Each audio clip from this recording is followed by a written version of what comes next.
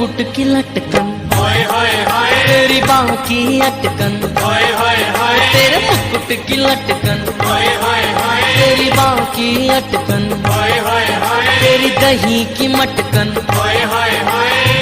कारे कारे रे कजरा रे मोटे मोटे तेरे ने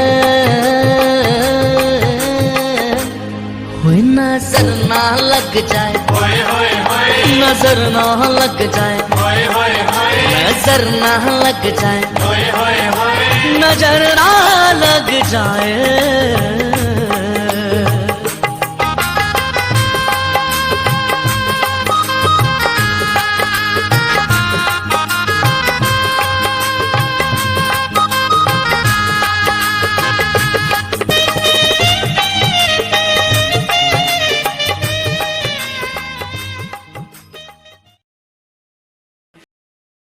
लिख लीजिएगा डायरी में। शराब का सबसे पहला फायदा, शराब आपके कॉन्फिडेंस को बढ़ाती है, शराब आपके आत्मविश्वास को बढ़ाती है। पूछिए कैसे? पूछो तभी बताऊंगी, नहीं तो नहीं बताऊंगी। इसीलिए किसी को नाचने का शौक हो पर शर्म से नाच नहीं रहा हो, बस 2 ढक्कन पिला दो, ऐसा नाचेगा कि उसके सामने माइकल जैक्सन भी फेल है। ऐसा आत्मविश्वास भरेगा, तू हट मैं नाचू। सबको धक्का दे के खुद पहुंचेगा, वो डीजे पर जो बजता ना धड़म धड़म, उस पर खुद पहुंचेगा। दूसरी बात, बोले शराब आपको दिलदार बनाती है। दिलदार कैसे बनाती है? बोले दिलदार ऐसे बनाती है, भले जेब में 2 रुपया ना हो पर जो शराब पी लेता दुनिया खरीदने की बात करता, मैं ये कर दूंगा, मैं वो कर दूंगा, मैं ऐसा कर दूंगा, मैं वैसा कर दूंगा। एक शराब का फायदा, जो शराब पीता वो कभी बूढ़ा नहीं होता। माना कि हम लोगों से अपराध हुआ है, हम मनुष्यों ने गौ हत्याएं बहुत की हैं, हम मनुष्यों ने प्रकृति के साथ बहुत बड़ा खिलवाड़ किया है, हम मनुष्यों ने इतना अपराध किया है, सारे जंगल उजाड़ दिए, नदियों को इतना अपवित्र कर दिया कि उनका जल पिया नहीं जाता। भगवान शायद इन्हीं पापों का दंड, गौ हत्या का दंड, प्रकृति से खिलवाड़ का दंड शायद ईश्वर हमें दे रहे हैं।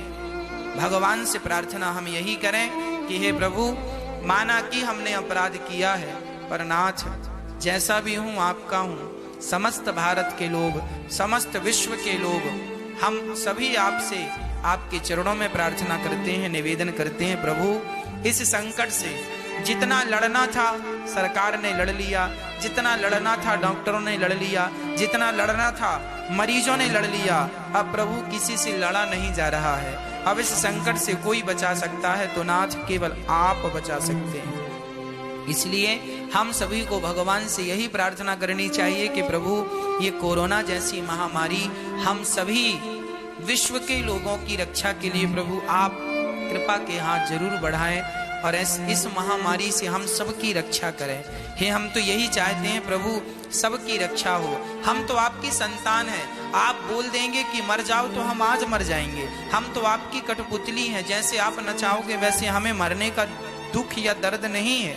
हम तो आपके हैं, पर प्रभु हमें मारना है सो हमें मार दो, पर और लोग जिनके अपने बच्चे हैं, जिनका अपना परिवार है, जिनकी जिंदगी अभी वो जी नहीं पाए, उनका जीवन मत छीनिए, उन पर दया कीजिए, उन पर कृपा कीजिए। बंधुओं, सभी को मैं परशुराम जयंती की हार्दिक हार्दिक शुभकामना प्रेषित कर रहा हूँ। साथ ही आप सबसे मैं निवेदन करता हूँ साधना चैनल के माध्यम से कि अपने अपने घरों पर रहकर भगवान परशुराम जी का जन्म उत्सव धूमधाम से मनाएं। एक दीपक जलाएं। दीपक जलाने के साथ साथ भगवान परशुराम जी से प्रार्थना करें कि ये जो महामारी है कोविड-19, जो कोरोना के रूप में संपूर्ण विश्व को परेशान कर रहा है। संपूर्ण विश्व में अनेकों अकाल मौत हो चुकी हैं। उन सब की आत्म शांति के लिए एवं यह कोरोना समाप्ति के लिए हम सब भगवान से प्रार्थना करें। भगवान परशुराम मन की गति से चलने वाले अमर देवता हैं।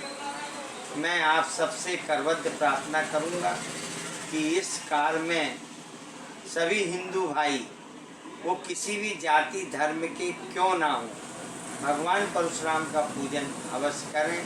और मैं साधना चैनल का आभार व्यक्त करता हूं, जिन्होंने हमारे इस कार्यक्रम को आयोजित करने के लिए प्रेरित किया।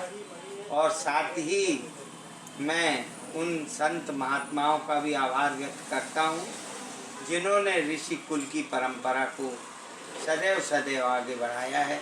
ऐसे सभी गुरुओं को मैं प्रणाम प्रेषित करता हूँ। धनंजय भाई। एक बार की बात बताऊं, एक डोकरी थी, उसने महादेव जी की तपस्या करी, महादेव जी को प्रसन्न किया। महादेव जी आते हैं दर्शन देने। महादेव जी कहते हैं कि डोकरी एक ही चीज दूंगा, बोल क्या चाहिए। डोकरी कहती है प्रभु मैं अपने घर पूछ कर आऊं। तो डोकरी घर गई तो बेटे ने कहा कि माँ आपके पास धन नहीं है, आप धन मांगो। बहू ने कहा आपके पोता नहीं है, आप पोता मांगो। डोकरी कहती मैं अंधी अपने आंखें ही नहीं मांगू। पर डोकरी की मांगने की कला देखो महाराज। डोकरी कहती है महादेव जी से कि प्रभु मैं एक ही चीज मांगू। बोले क्या? बोले मैं अपने आंखों से अपने पोते को सोने के पालने में झूलता दे। मांगने की कला देखो महाराज। यह डोकरियां कम नहीं हुए भाया। आप इनके पास बैठो नहीं बैठो तो कैसी होशियार कर दे आपको। दाल का सीरा कम है और मेहमान ज्यादा है तो सीरा कैसे बचाना है डोकरियां से सीखो।